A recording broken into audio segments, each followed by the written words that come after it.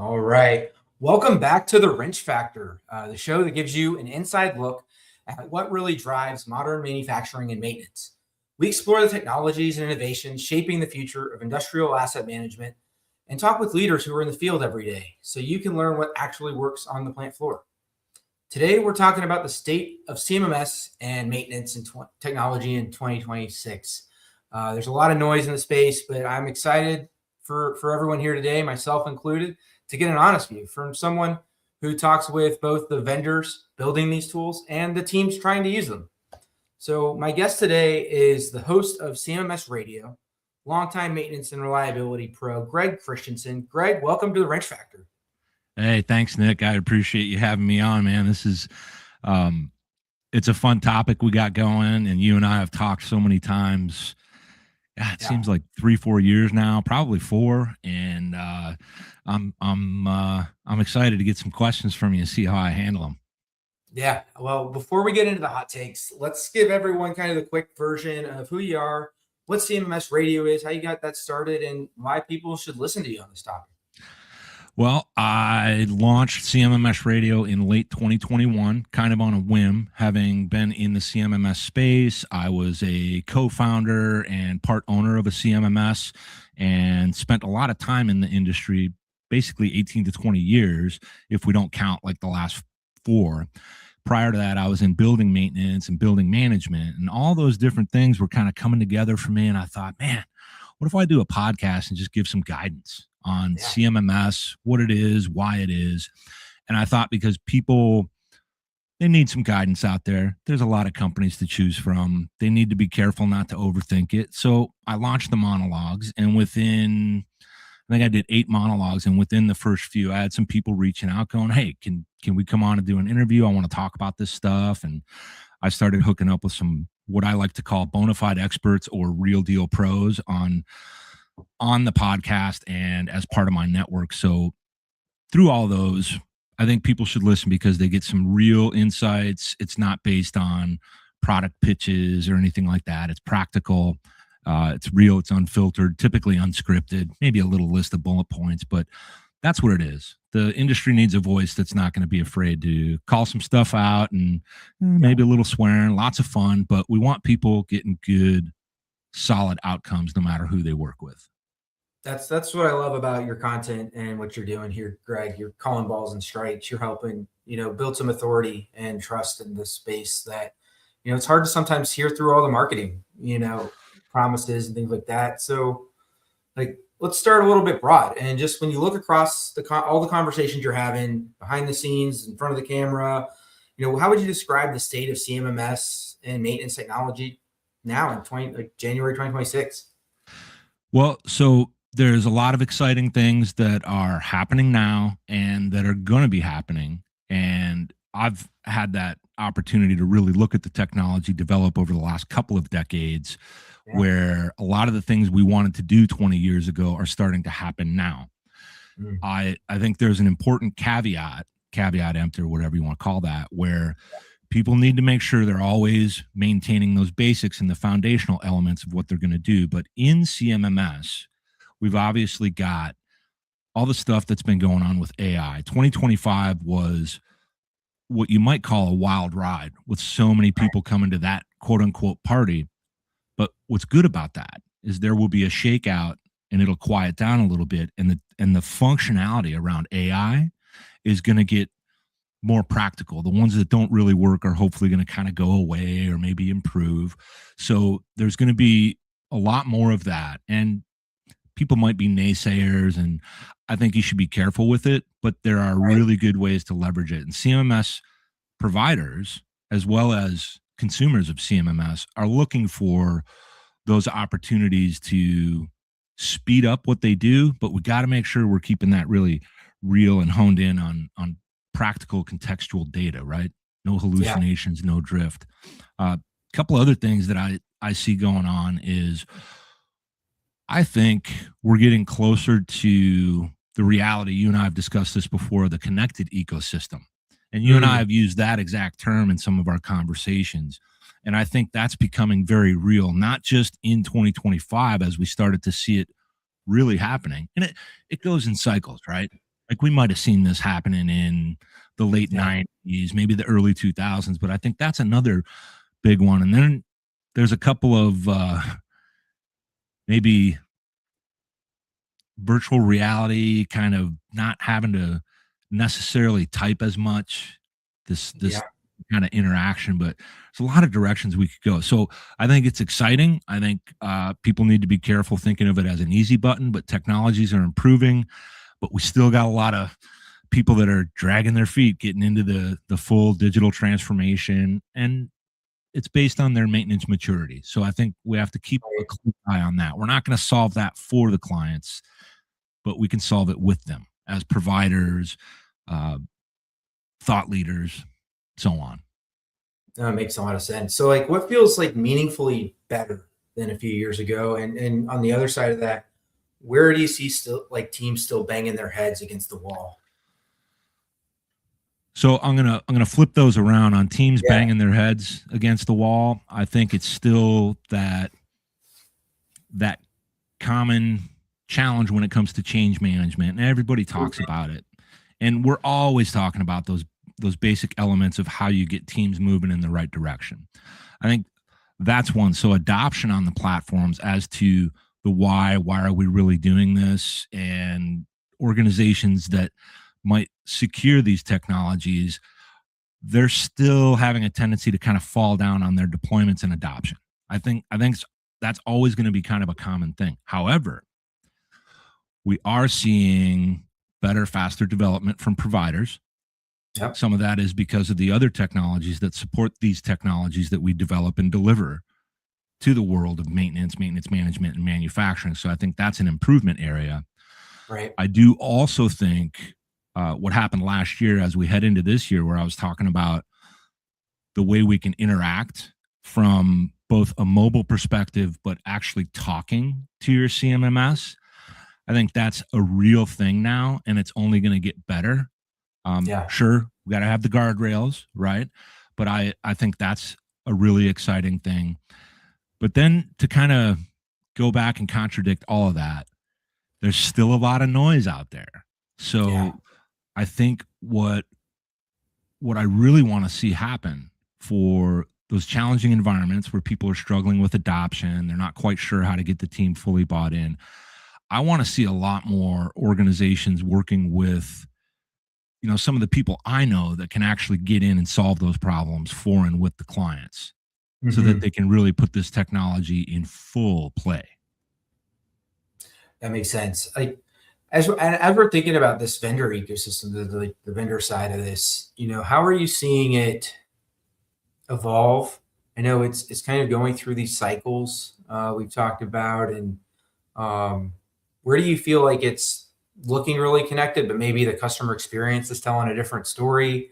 Um, how do you think? What is kind of your coming into 2026? What are you expecting to see different, or what are your kind of predictions on how that's going to ecosystem is going to shake out? And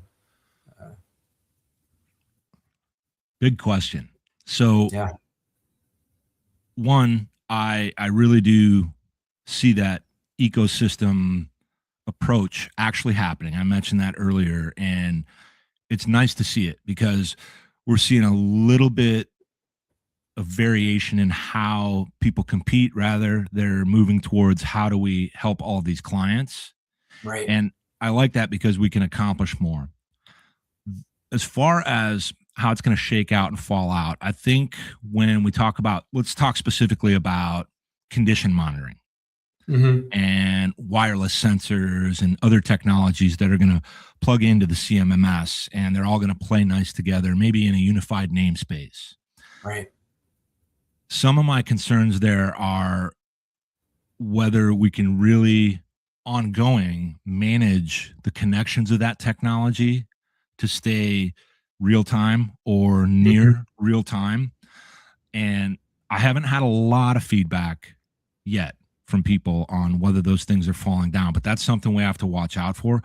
If, Sure. however, we continue this trend of these different vendors working together in this, I guess we could call it an ecosystem play, but where they're really focused in on the contextual data and making sure the delivery happens on the data transfers, that's where it can get kind of messy. So let's just assume for a second that people are actually adopting and utilizing their platforms and they're connected right. If we can manage those connections so that they don't break too often, then it starts to really level up what teams are doing. I still have this concern about the condition monitoring aspect of equipment assets, creating an extra bit of work when it comes to managing the sensors themselves. I've always had kind of a concern about that. You know, you get 200, 300, 400 sensors in an environment. Now you've got all this new routing on battery changing and things like that. So I still want people to be careful, but we're in a really interesting time with the machine learning turning this corner into becoming AI, and the agentic AI is also going to change it. I worry a bit about the noise, but the opportunities, they're out there. For sure. No, there's no doubting. Answer your question? Yeah, man. No, you're answering all kinds of things. Like, and you've talked about like how some vendors are fearless about partnering and what that looks like in practice. And I think you're talking about here is are people able to actually deliver on that partner? Just because you can connect and integrate some of these solutions, will that actually translate to value? And will that be a seamless experience, right? And it's an important call out, because I think it's not something that it's like when you buy a brand new car, you don't think about how reliable, certain components of it, and you can test drive that sucker all the way, for hours and hours, all you want. But some of those things aren't going to show up till you're on the 15, 25,000 mile odometer reading, right? So how's that going to play out over time, and how robust are those integrations? I think it's a fair question. It's a fair call out. What would your advice be to someone who's maybe in that position right now on the on the client side, trying to say, how do I think about this, and how do I evaluate, which of these solutions are looking at doing this the right way and doing it in a sustainable way? All right. So one, understand your business and where you are right now. For example, what data do you have? What are the real problems and the root causes behind those problems that are causing you to not move forward, to not improve, to not make gains when it comes to your overall productivity or OEE. Yeah. The other thing is, when it comes to evaluating vendors, you have to be very careful to not look at too many. And you have to ask the kind of questions and engage with these vendors in a way that helps you as a client, potential client, one or the other, right? They're all clients in my view. Yeah. You have to make sure you're working with an organization that understands you. And people ask me, how do I know that? And that's a really tough one to answer. Part of it's in your gut. Yeah. And part of it's in your brain when it comes to how you ask what I call tough questions. And what I mean by tough questions is not to jam your vendors up, but really pay close attention to whether they're understanding your business. Part of that is based on you understanding your own business, which is why I started with that. Then you can have these meaningful conversations. And when they're doing discovery, always remember that's valuable time invested for both of you to get a sense of what you can really do together. One last thing. Once you've made your decision, regardless of who you've gone with, and you issued that PO, you signed that license agreement, redouble your efforts on how you're going to actually move forward, because that's one of the high risk time periods where people fall down. They cut a check, pay for their solution, and then they don't push into both deployment and adoption strategies. So I think those are some general pieces of advice. And I think from there, you want to be careful with anything that sounds too good to be true, probably is. Yeah. And just always know, no matter how much your vendor helps you, hopefully you've got one that really not only understands you, but is willing to support you and help you in your deployment and your ongoing use of the system. You have to do that internally as well. That's how you actually succeed. Even if you have a system that's not that great, you can find ways to make it actually work. So I hope that answers the question. I think sometimes it creates a little extra confusion, but don't overthink it, but don't be lazy about it. Yeah. Well, I mean, you said pretty bluntly that there are a lot of organizations that are still lost when it comes to, the reliability and maintenance side in general, like in maintenance technology. And it's like, what do you mean by that? And how do those organizations that, if they don't know what they're doing on the reliability side and the maturity there, and they don't have a strategy, there's not a lot that, a new system is going to support. It's going to, stay garbage in, garbage out, right? So how do you, what's your advice to helping these folks on the client side, recognize where they are, how do they self-assess, and then what do they do to get better? Another big one. So self-assessment is really about taking a hard look at your operations and where the negative impacts are taking place. That doesn't mean you ignore the impacts that are making helping you with positive gains, a thriving, well-moving team. You got to pay attention to those too. Those are critically important. But you have to be more honest with yourselves when you're assessing your own facility and your own operations about where those gaps are. You kind of have to figure out a way to let the ego go and go into your own self-assessment with the intent of finding problems, not to get people jammed up or place blame, but to find those are opportunities, and then you invest in those opportunities.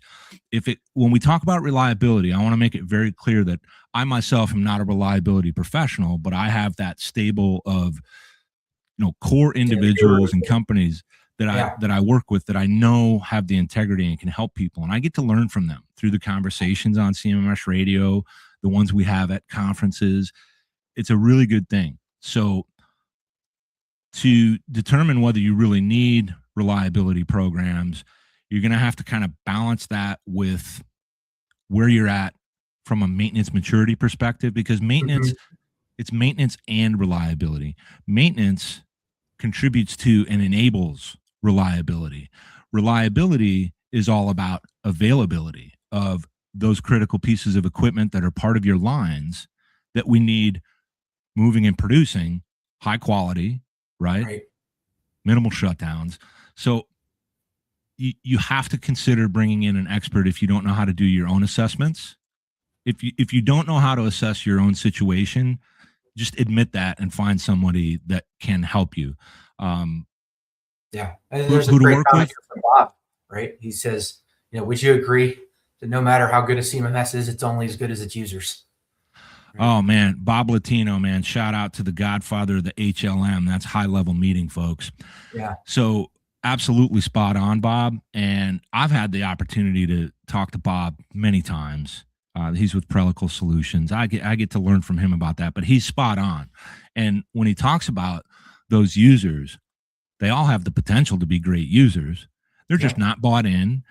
There's minimal standardization. Standardization is a critical component of how well you're going to do on any system. I don't even care if you're using Excel, you need standardization and you need some detail, not a novel about what you're doing, what was done on the closeout. But he's spot on when it comes to the users. Great question. Yeah, good call out, Bob. And I think that's kind of right in line with what you're saying here, is that some of these systems can only work as well. But we've talked about this gap between what vendors can realistically do and what clients actually need in terms of ongoing guidance. Like in other software worlds, whether it's like Salesforce or a NetSuite or PSAP, like the huge amount of the work is sort of done by these independent experts and partners that are really specialized. Like, how do you see that playing out in this space? Do you see sort of an ecosystem that's budding and growing and going to continue to try to meet the demand there? Or do you think vendors are going to take more of that responsibility on? What's that? What's your sort of position or take on that? Tough question, because I feel like there's some kind of a shift happening in the last maybe 12 or so months, maybe a little bit longer. I'm not real sure on what that time frame is, but it feels like there's a change. So if we go back to what we've talked about with the connected ecosystem, and then we bring it to this question where who's really going to take ownership of this, I think we don't know the real answer yet. Yeah.